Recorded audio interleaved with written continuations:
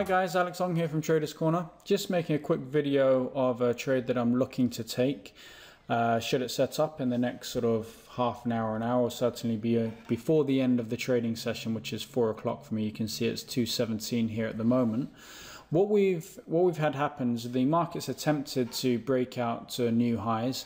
As you can see, we've been in a downtrend anyway, so we have been moving down for the past couple of days. Yesterday was a little bit range bound, but nevertheless, you know, we still do have a bias to the downside. Now, what's going on with this trade right now is we just had the market attempt to break up. It's failed to break up above and stay above this sort of resistance area here. As soon as it's got above there, it's sold back down, and it's sold down with massive momentum. Okay, now what we're waiting for is we're waiting for the market to pull back to a previous level of support and resistance where we can look to sell it, because we're always looking for a trend. We're looking to buy or sell in the direction of momentum, and we're looking to do that from key levels. And for the moment, the key level for us would be this pivot point right here.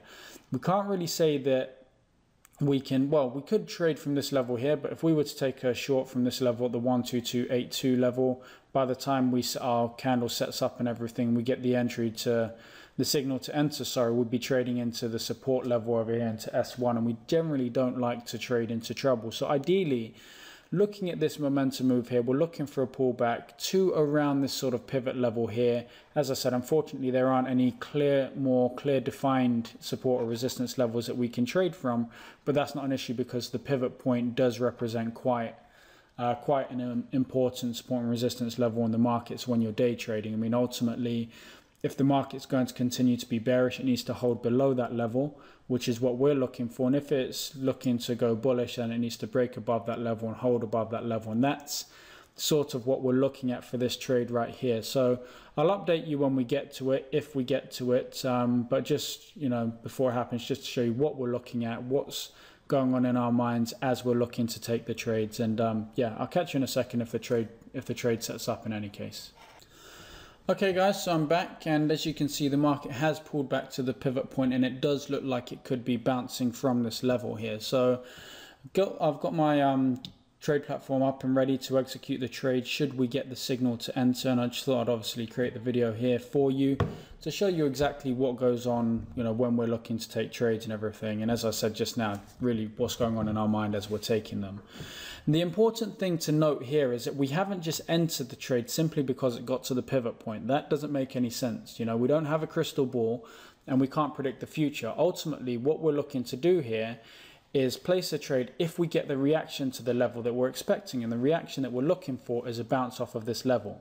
Just because the market reaches a level doesn't mean that it's going to bounce through it. For all we know, it could break through and start to hit new highs, but we're anticipating a bounce off of this level, and we're ready to enter should we get the signal.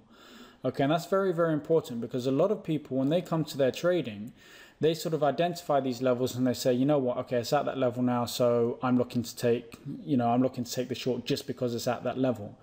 That doesn't make much sense. What you have to do is you need to anticipate where the market could turn around, but then only enter once you get the signal. Once you get your entry signal to get in there and take the trade, that's when you should enter. You shouldn't just enter because price is at that level, okay?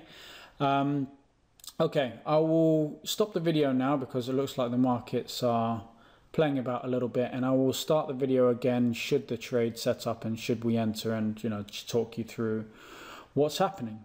Okay, so speak to you in a second. Okay guys, we're back, and it looks like we're about to get an entry on this trade here. So as promised, we're back and we're in action, and we're recording this trade for you live. We're just waiting for this candle to close. If we get the close of this candle, that will pretty much be our signal to enter, and we will be in there on the short side. Once we're in, we're going to be looking for the market to come down to sort of this sort of level around here.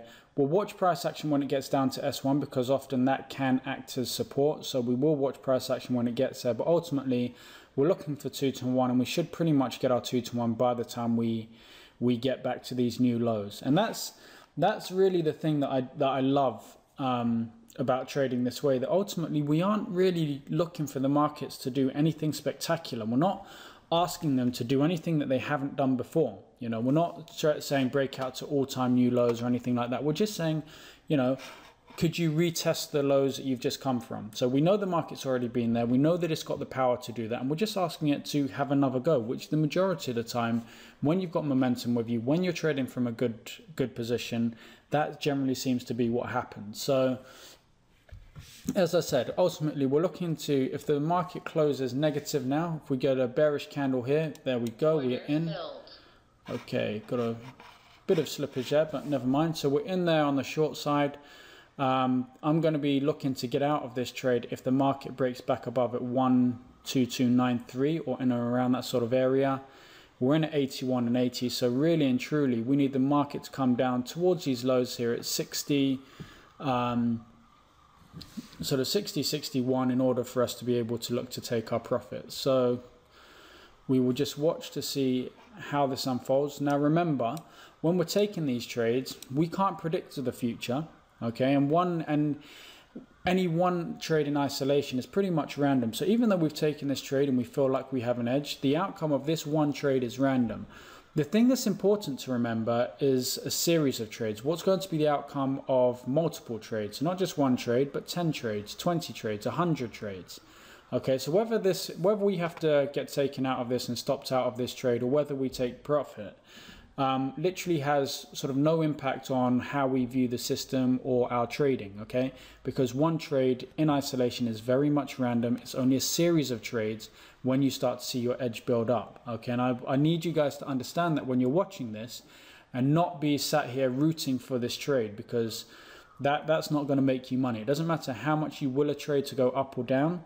Ultimately, the markets are going to do what they're going to do, and all you can do is make sure you're in the right position to benefit from the good trades. So let's reassess to see what we've got going on for this trade here. We've got momentum to the downside. We've got the market has been in a big downtrend. Okay, it consolidated yesterday. So there's a downtrend last week. We're looking to get short here. The market earlier on this morning attempted to break out above this level here, this being the highs of yesterday. But it literally only got sort of 10 pips above the high and broke back down within minutes. You know, if you see here, this candle's 1032, that's the breakout candle. By the time we get to 11 o'clock, we're back below. So we know that we've got momentum to the downside. We know the market doesn't really want to, doesn't want to rally at the moment. It wants to sell off. And that's good news for us. What we then get is we get clear price action. You know, there's no hint here that the buyers are in control. The sellers are in control of this, okay?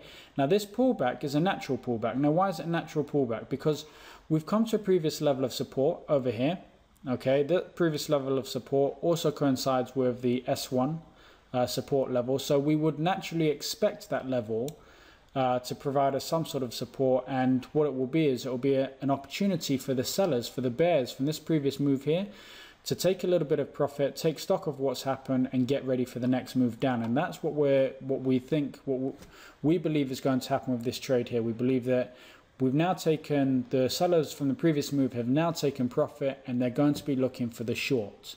Okay, so ultimately what we're looking for now is we're waiting for the market to get down to that level. Once it gets down to that level, we will then be looking to buy to get out of the trade. Remember, we aren't really trend traders as such. We trade in the direction of the trend, but we're more swing traders. We're just looking to take little bites of the cherry and often. We're not looking for the massive home runs. That's not what I'm about. My psychological makeup won't allow me to take, a million losses in a row just to get the big win. I'm one of those people that I prefer to sort of just take little wins and often, just to reinforce the fact that the edge is still there, the edge is still working, and just psychologically it's something that works for my trading. Not everybody's the same, but I'm just demonstrating here the way that we trade. Anyway, the market's sort of dithering about at the moment. I'll pause the video again and won't waffle on too much, and I'll come back to you when the trade either exits for a loss or for a profit, and we'll just do another little bit of analysis on the trade, just sort of dissect what happened, and yeah, go from there. So I'll catch you guys in a second at when this trade eventually closes. Okay guys, so we just managed to close that trade for a profit.